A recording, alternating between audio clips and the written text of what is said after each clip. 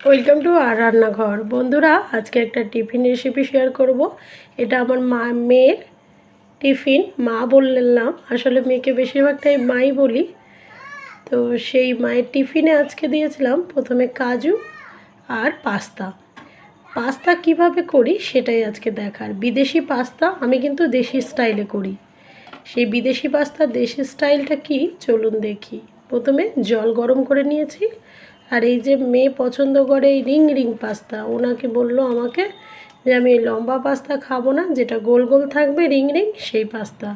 তো সেই পাস্তা আমি মার্কেট থেকে নিয়ে এসেছিলাম। সামান্য লবণ দিলাম, দিয়ে সেদ্ধ করে নিলাম। হাত দিয়ে একটু দেখে নেবেন যে সেদ্ধ হয়েছে কি না। সেদ্ধ হয়ে গেলে জাস্ট নামিয়ে নিলাম। ছাঁকনি করে একটু তুলে নেবেন, কারণ জল থাকলে অনেক সময় কড়াইয়ের গায়ে লেগে যায় যখন আপনি পাস্তাটা রেডি করবেন। দেখুন, আমি জল থেকে তুলে নিয়ে একটু হালকা ঠান্ডা করে নেব। এবার দিচ্ছি পাস্তা মশলা। আপনারা যে মার্কেট থেকে যে পাস্তাটা নেবেন তার ভেতরে অবশ্যই মশলা থাকবে।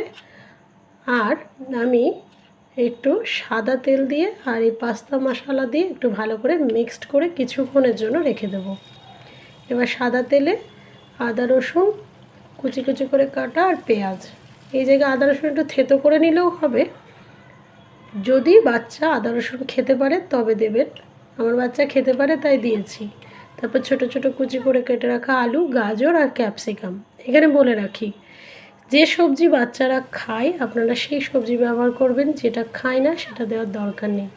তারপর দিলাম স্বাদ মতো লবণ আর 1 চামচ গোলমরিচ গুঁড়ো। আর যে পাস্তা মশলাটা ছিল অনেকটাই থাকে, সেখান থেকে একটু পাস্তা মশলা দিয়ে আমি এটা ভেজে নেব। সামান্য একটু জল দিলাম, কারণ একটু সেদ্ধ করতে হবে, বাচ্চা খাবে। এবার তাড়াতাড়ি করে যদি আমি সেদ্ধ না করি তাহলে একটু কচকচ করবে, সে খেতে চাইবে না। বাচ্চাদের টিফিন করাটা একটু বড় কাজই আমি মনে করি, কারণ বাচ্চাদের মনের মতো করে দিলে তবেই ওদের ভালো লাগে। তারপর আমি একটা ডিম ফাটিয়ে দিলাম। ডিমের মধ্যে দিয়ে দিলাম সামান্য একটু লবণ আর গোলমরিচ গুঁড়ো।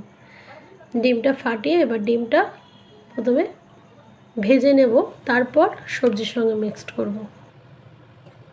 সবজির সাথে যখন ভাজা হয়ে গেল তখন যে ম্যারিনেট করা পাস্তা, ম্যারিনেট বলতে মশলা দিয়ে যেটা পাস্তাটা রেখেছিলাম সেদ্ধ করা, সেই পাস্তাটা দিয়ে দিলাম।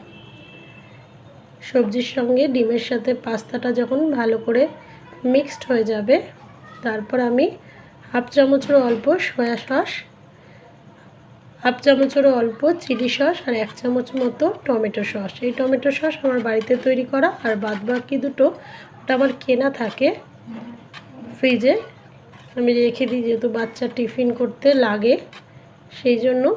তো সেই সসগুলো দিয়ে মিক্সড করে নিলাম। বাস রেডি আপনার বিদেশি পাস্তা দেশি স্টাইলে।